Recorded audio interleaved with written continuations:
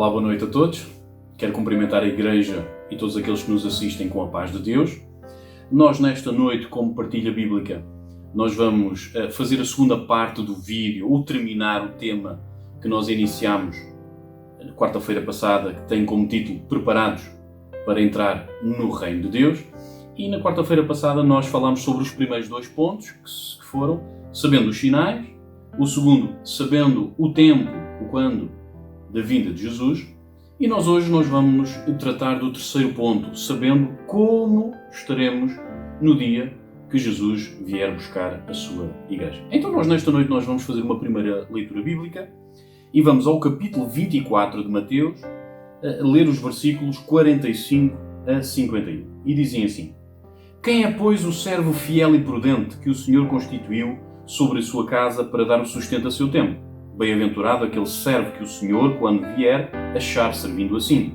Em verdade vos digo que o porá sobre todos os seus bens. Porém, se aquele mau servo disser consigo, o meu Senhor tarde virá, e começar a espancar os seus conservos, e a comer e a beber com os bêbados, virá o Senhor daquele servo num dia em que o não espera e à hora em que ele não sabe, e separá-lo-á e destinará a sua parte com os hipócritas. Ali haverá pranto e ranger de dentes. Estes versículos que acabámos de ler, eles são o ensino que Jesus estava a dar aos seus discípulos acerca de como eles e todos os outros discípulos deveriam estar no dia quando Jesus ele voltasse. Os três primeiros versículos, ou seja, do versículo 45 ao versículo 47, nos apresentam um grupo de pessoas, e os versículos 48 a 51 nos apresentam um outro grupo de pessoas. No dia da vinda de Jesus, quando Jesus vier, todos os homens e todas as mulheres deste mundo estarão incluídos num ou noutro destes dois grupos que estão nestes versículos. Então, o mote do nosso último ponto, e o ponto desta noite, desta partilha bíblica, vai neste sentido. Saber em que grupo nós estaremos no dia quando Jesus vier buscar a sua noiva. Para isso nós vamos estudar as duas parábolas do capítulo 25, pois elas são ilustrações que Jesus deu e deixou aos seus discípulos para que eles e nós compreendêssemos melhor o texto dos versos que já lemos atrás, que foram os versos do capítulo 24, dos versículos 5 ao 51. Então, em primeiro lugar, nós vamos tratar da primeira parábola, a parábola das 10 virgens. Jesus ele usava muito as parábolas para ilustrar as suas mensagens. É preciso dizer que a parábola é uma pequena história com uma linguagem figurada, mas que tem como objetivo transmitir um princípio moral. A parábola das 10 virgens vai ser a ilustração que Jesus deixou aos seus discípulos para transmitir o princípio implícito no texto do versículo 45, que diz assim: Quem é, pois, o servo fiel e prudente que o Senhor constituiu sobre a sua casa para dar o sustento a seu tempo? E como resposta vai ser esta parábola das 10 virgens. Em resumo, nesta parábola nós temos 10 virgens que aguardavam a vinda do esposo. O esposo tardou e todas elas adormeceram.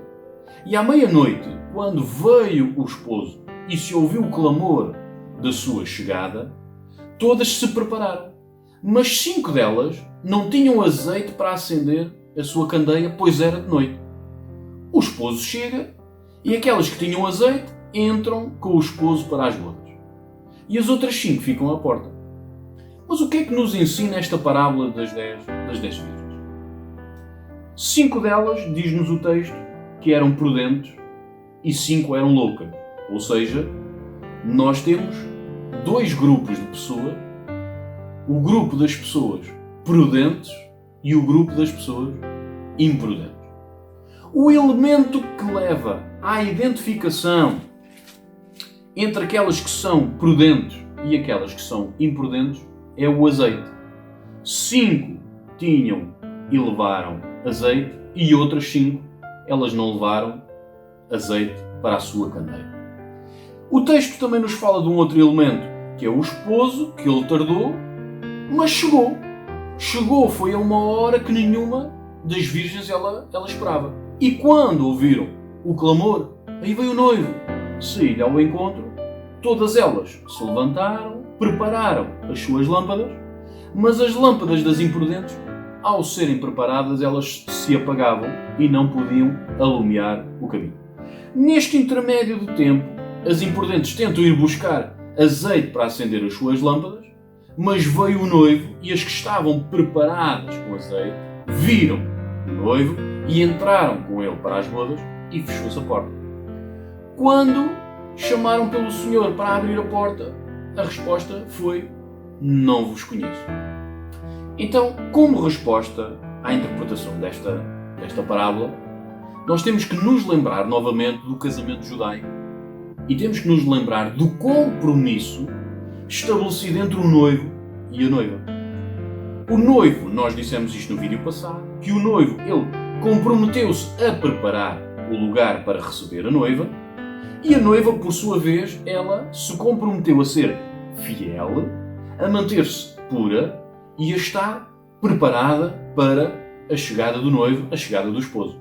Esta é a pergunta do versículo 45 do capítulo 24. Quem é, pois, o servo fiel e prudente? Então, é o próprio texto que limita a nossa interpretação da parábola. Não podemos olhar para esta parábola e tentar concluir ao acaso o que é que significam os seus elementos figurados. Qual é o princípio moral desta parábola? A fidelidade e a prudência. Então agora, limitados pelo texto e dentro do contexto, nós iremos perceber que os elementos mais importantes são o azeite na lâmpada e a hora da chegada do noivo. O livro de Mateus foi escrito por um judeu, Mateus. E como destinatário, os judeus também. Então, o alinhamento do livro tem sempre em vista o destinatário original. Logo, não podemos interpretar o texto na nossa própria perspectiva. Precisamos interpretá-lo na ótica do judeu dos tempos bíblicos. Então, o azeite neste texto não pode ser aquilo que cada um de nós quer que ele seja. Não pode ser aquilo que cada diferente leitor quer que seja. O azeite neste texto é o que o destinatário judeu sabe que é o azeite numa ocasião como esta do casamento. No casamento judaico, por a noiva não saber a que horas é que o noivo haveria de chegar, determinava a tradição judaica que a noiva deveria esperar a chegada do noivo com uma lâmpada de azeite, caso ele chegasse a uma hora tardia de noite, para que houvesse luz para o caminho em direção às bodas. No contexto deste texto do casamento, todo judeu sabe que da mesma forma como o azeite na lâmpada alumiava o caminho até às bodas, assim também sabe que é a palavra de Deus que ilumina o seu caminho para um dia estar nas bodas com Cristo. E nisto nós podemos lembrar um texto muito conhecido para os judeus que está no Salmo 119, versículo 105. Lâmpada para os meus pés é a tua palavra e luz para o meu caminho. Neste texto, o azeite, sendo a palavra de Deus, leva o judeu aos mandamentos. Os mandamentos nos falam do relacionamento de amor entre Deus e os homens e nos falam de um relacionamento de amor entre o homem e o seu próximo. Então os discípulos, ao ouvirem esta parábola, eles perceberam que para entrar no reino de Deus com Cristo, precisariam dar lugar à palavra de Deus na sua vida, tendo um relacionamento de amor com Deus, e tendo um relacionamento de amor com o próximo até que Jesus voltasse. Em resumo, nós podemos dizer, assim como a lâmpada acesa, ela representava que a noiva, ela estava fiel, pois estava a cumprir a sua parte do trato de noivado e com prudência o cumpria, pois não sabia a hora da chegada do noivo. Assim também, conosco, a palavra de Deus alumia o nosso caminho, ensinando-nos a amar a Deus e ao próximo com o amor que nós recebemos de Deus até que Jesus volte. Em segundo lugar, nós temos uma próxima parábola, a parábola dos talentos. E eu gostava de fazer esta leitura. A partir do versículo 14 do capítulo 25.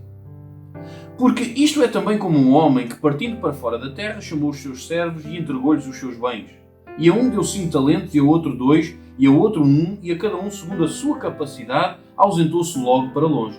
E tendo ele partido, o que recebera 5 talentos, negociou com eles e granjeou outros 5 talentos. Da mesma sorte, o que recebera 2, granjeou também outros 2. Mas o que recebera 1 foi e cavou na terra, e escondeu o dinheiro do seu senhor. E muito tempo depois veio o senhor daqueles servos e ajustou contas com eles. Então aproximou-se o que recebera 5 talentos e trouxe-lhe outros 5 talentos, dizendo: Senhor, entregaste-me 5 talentos, eis aqui outros 5 talentos que ganhei com eles. E o seu senhor lhe disse: Bem está, servo bom e fiel, sobre o pouco foste fiel, sobre o muito colocarei, entra no gozo do teu senhor. E chegando também o que tinha recebido 2 talentos, disse: Senhor, entregaste-me 2 talentos, eis que com eles ganhei outros 2 talentos. Disse-lhe o seu senhor: Bem está, bom e fiel servo, sobre o pouco foste fiel, sobre o muito colocarei, entra no gozo do teu senhor.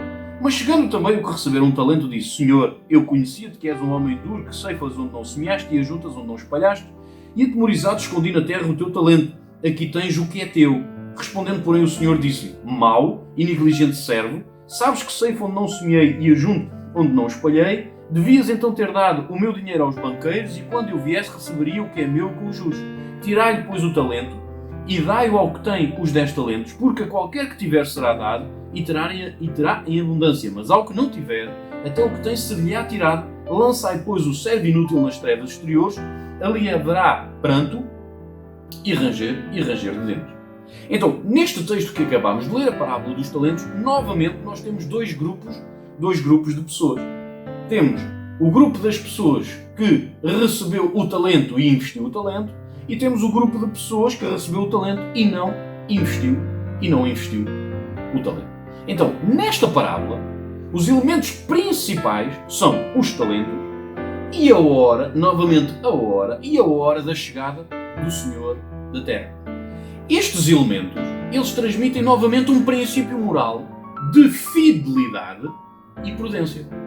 Em relação ao Senhor, o Senhor era generoso. Nós percebemos que este Senhor era generoso.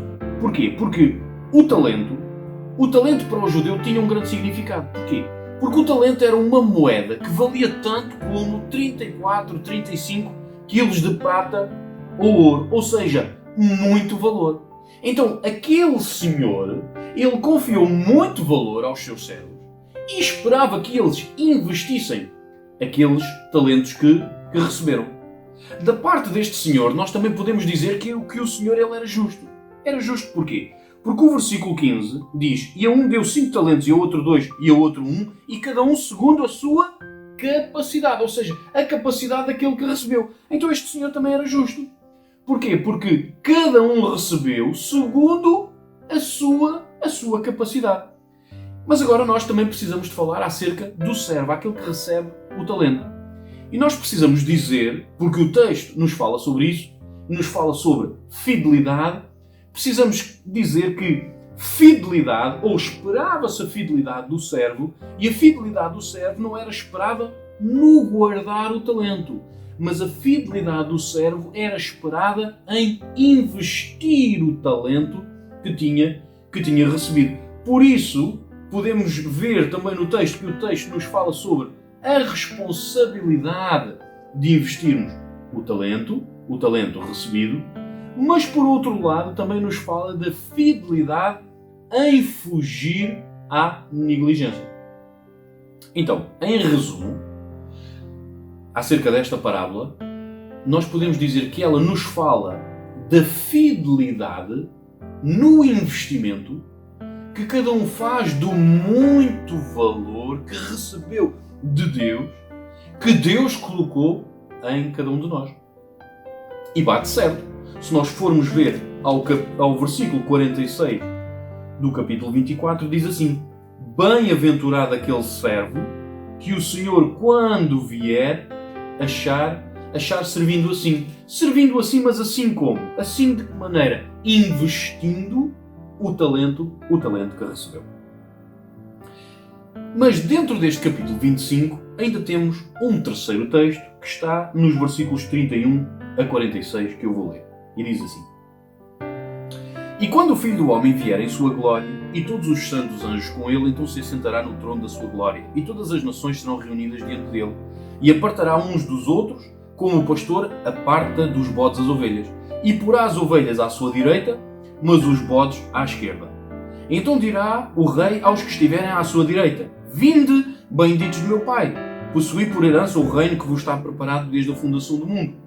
Porque tive fome e deste-me de comer, tive sede e deste-me de beber, era estrangeiro e hospedaste-me, estava nu e vestiste-me, adoeci e visitaste-me, estive na prisão e foste ver-me. Então os justos responderão dizendo: Senhor, quando te vimos com fome e te demos de comer? Ou com sede e te demos de beber? E quando te vimos estrangeiro e te hospedámos? Ou nu e te vestimos? E quando te vimos enfermo ou na prisão e fomos ver-te? E respondendo o rei lhes dirá: em verdade vos digo, que quando fizeste a um destes meus pequeninos irmãos, a mim o fizeste. Então dirá também aos que estiverem à sua esquerda: apartai-vos de mim, malditos, para o fogo eterno, preparado pelo diabo e seus anjos. Porque tive fome e não me destes de comer, tive sede e não me destes de beber, sendo estrangeiro não me recolhestes, estando nu não me vestistes, e estando enfermo e na prisão não me visitastes. Então eles também lhe responderão dizendo: Senhor, quando te vimos com fome, ou com sede, ou estrangeiro, ou nu, ou enfermo, ou na prisão, e não te servimos? Então lhes responderá dizendo: em verdade vos digo, que quando um destes pequeninos o não fizestes a mim. E irão estes para o tormento eterno, mas os justos para a vida eterna.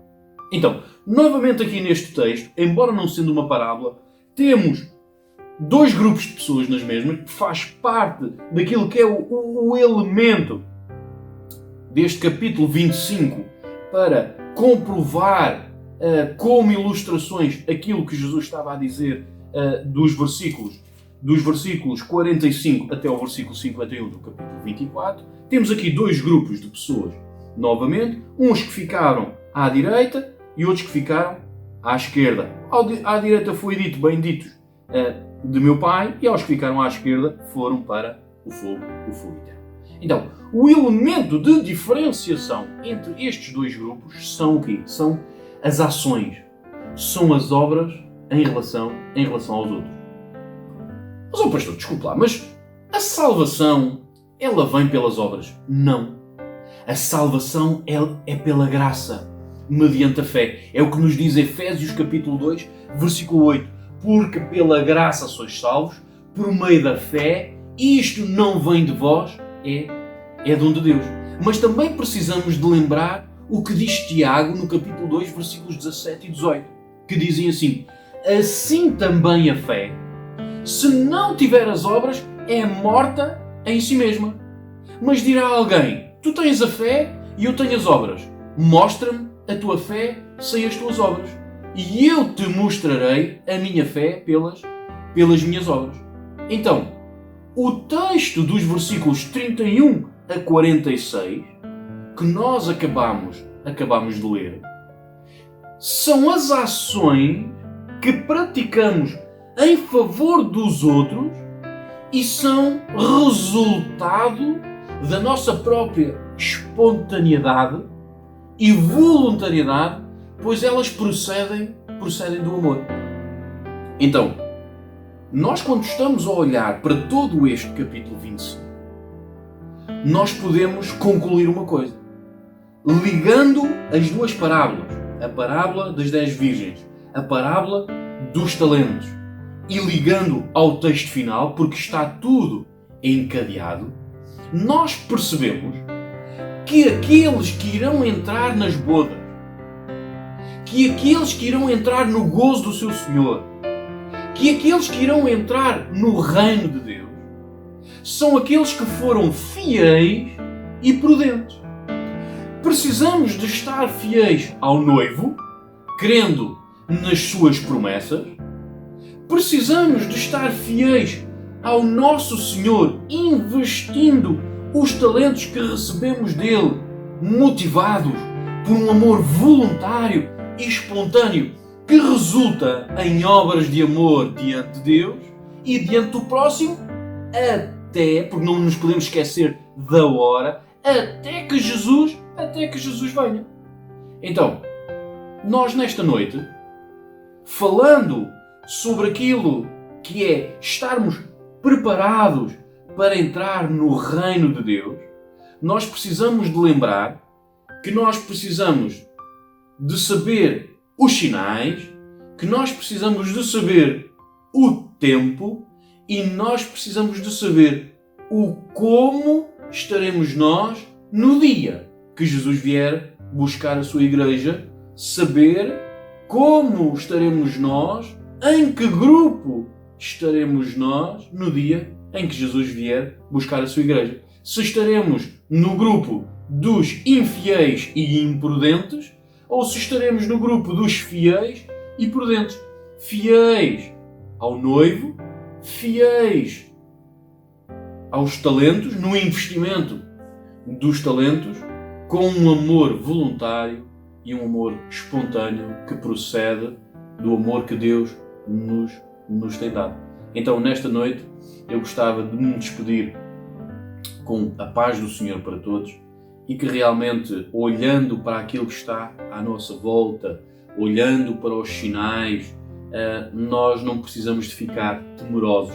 Nós precisamos unicamente de ser fiéis e de sermos prudentes. Olhando para a palavra do Senhor e investindo os talentos que o Senhor tem colocado em nós, e esse caminhar olhando para a palavra do Senhor, e esse caminhar investindo os talentos que o Senhor colocou em nós, eles precisam de resultar em obras de amor, em favor a Deus e em favor ao próximo. Então, que Deus ricamente vos abençoe.